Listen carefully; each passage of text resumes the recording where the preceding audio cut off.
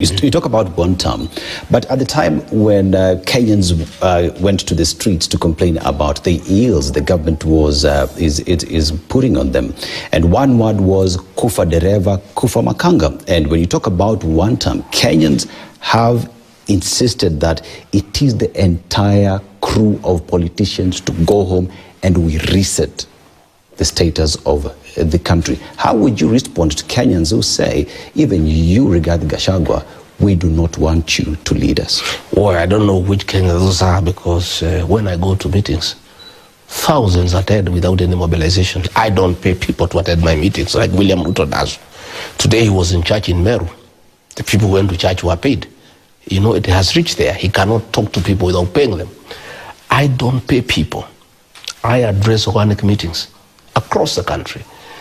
And people, when I turn up wherever I go, they come in thousands.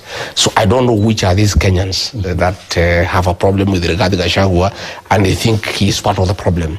Yes, they considered me to be part of the problem, but along the way, I graduated into part of the solution. And one of the solutions that Kenyans want, that I have taken charge of, is one term. And Kenyans are happy with me because you remember when I went to the United States for 6 weeks and Kenyans were asking for me to come back because the one-term momentum was slowing down. And that is what Kenyans want. So what I did is, I was a part of the problem. When I realized there's a problem, I differed with William Ruto. And along the way, I graduated into a solution that has gone well with the people of Kenya. And the people of Kenya, wherever I go, I get rousing welcome. I don't pay anybody. My meetings spend nothing other than fuel and batteries for my microphones. I don't spend money. As opposed to my opponent William Ruto, because that is my opponent. For him to address any meeting, like in the Mount Kenya region, he spends a minimum of 10 million in any meeting. His MPs, they spend 2-3 million. His deputy spends about 5 million to talk to anybody. All these guys you see at attend, they are all paid. And if you don't pay them, they'll start saying one time. And even what is interesting is, because I also communicated to my people when I realized that a lot of money is being used to bribe them, I also told them, I gave them the charges to charge these guys to come and cheat them. And what has happened now is that William Ruto and his group pays Kenyans to listen to them. The minute they take off, they all start shouting one time, because we agreed that this money is stolen. In any case, even if you don't take it from William Ruto, he'll take it elsewhere. So why not? Just take it, but don't sell your conscience, and stick with what you believe in. So I don't agree with you that Kenyans say they want to get rid of everybody. If they did, the meetings I do, there will be nobody, or they will be demanding I pay them. But regarding Gachagua, you've taken responsibility of being part of the problem. And what are some of the problems we're talking about? We talk about SHA. Let's talk about affordable housing. Let's talk about taxes. During the campaign period, you and President William Ruto went across the country saying the problem with the high price of fuel in the country was because of the taxes. But what did we see once you formed the government? The taxes increased from 8% to 16%, 100%. Increment. As Kenyans sit here today and listen to you speak, they say you are part of the pain we feel today. We feel not comfortable to have you on board. I'll qualify that. I am not part of the problem of taxation, theft of public resources, wanton corruption. I'm not part of that. The problem I admit I am part of was bringing William Ruto to office. That I accept. And I have apologized 100 times to the people of Kenya. That I created the mess we are in by assisting William Ruto to be elected president. I accept wholeheartedly to the people of Kenya that I created a problem in Kenya, and I take responsibility. But I've also told the people of Kenya, now that I admit I made a great mistake in creating the problem, the mistake called William Ruto, the greatest lie ever in the history of Kenya. For me to redeem my image, I must play an even greater role in correcting that problem by making sure William Ruto is one term.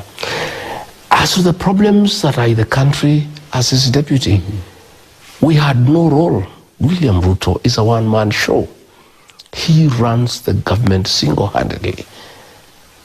And you can see, like now, he's doing roadside declarations.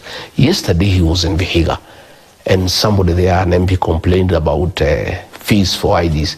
And then he made a declaration there that there will be no more fees without consulting the policy makers, without talking to anybody. That's a mess we are in a country. The other day, you saw teachers come to State House for bribes. And then he made an unilateral declaration that 20% of those houses will go to teachers without talking to the minister, without talking to the directors, without talking to the people who made this policy. That's the way this country is run. You know, that is the way this country is run. And therefore, I absolve myself from any blame, because when I realized that as deputy I had no role, the ministers had no role, the PSs had no role, I started having a fight with him within, until it reached a place we could not agree, and he made a decision to throw me out, which is okay, you know. But I realized, and after the first 1 year, that the Kenya government, led by William Ruto, had become a criminal enterprise. Theft of public resources, misappropriation of funds, decisions that are of commercial interest to him and his family.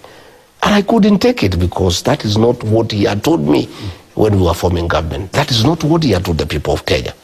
If you look at this decision to sell Kenya Pipeline, Kenya Pipeline is valued at 600 billion. It's being sold for 100 billion, you know? And the valuation has not included land in Mombasa that is worth about 40 billion. And this company is being bought by a Nigerian who is an in-law to President William Ruto. And that I know, because I was there. And I had refused when the matter was brought to the cabinet committee that I chaired. How do you sell strategic installations of the country? You know, oil, fuel, is something that is very sensitive. How do you put the country's oil reservoirs in private hands? What if there is sabotage and the country comes to a stop? But because he has a commercial interest himself, you know, today, Dennis, tea farmers are up in arms. I was in charge of tea reforms, and things were going on very well. A single decision by William Ruto to do business with the rebel movement in Sudan, the RSF of Hemeti, who is a business partner of William Ruto. The government of Sudan made a decision to ban the importation of Kenyan tea. As a result of that ban, we have not been able to sell our tea in good prices. What is the result? The prices of tea have gone down. Farmers across the country, including his home in Kericho and Bomet, where he comes from, his kinsmen, they have in arms. And it's a simple personal decision that because he wants to deal with the gold with Sudan and give them arms in exchange to kill women and children, then we cannot sell our tea. And because we cannot sell our tea, our prices have gone down. Then the farmers are crying across the country. So these are the things that I saw along the way. And I said, no, I can't have this. I'm not a con man. How do we con the people of Kenya? We promised to have a bottom-up economic transformation agenda. We promised to put money into people's pockets. Then the little that they have, we remove it, you know? So I am saying that the Kenya government, run by William Ruto, is a criminal enterprise. State House is a crime scene. You have seen State House now has lost dignity. Bribery takes place, you know, in broad daylight, you know, and he doesn't care really. He really doesn't care. All money that was meant for capitation, schools are shutting down. That money has been diverted to State House to bribe people. Money meant for health has been diverted. Lecturers have not been paid.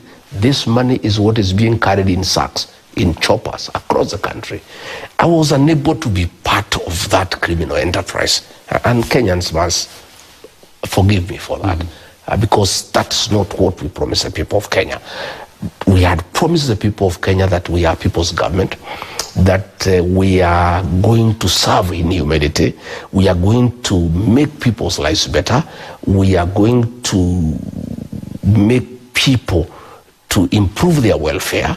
We are going to have ease of doing business. But where we are, my friend, the country is on its knees. We talk about privatization of state resources. You've mentioned KPC to be specific. You say that the valuation was not considered, that this is business because the person who's to buy it is President William Ruto's son-in-law. What evidence do you have to show? Because he looked for me. Absence of evidence showing that you have these as a fact remains being hearsay. As well, you say you are inside as deputy and you knew about this. Why speak now? I have been speaking, and anything I've told Kenyans have come to pass. Anything I've said. I said about Bomas of Kenya, it has come to pass. I said about RSF, it has come to pass. I said President William Ruto has appointed drug barons into his cabinet. I have been vindicated the day before yesterday. Drugs are being smuggled through JKIA. Who in his cabinet is in charge of that? You have seen the photographs. The people who are smuggling drugs through the airport, you have seen their photographs with the cabinet minister.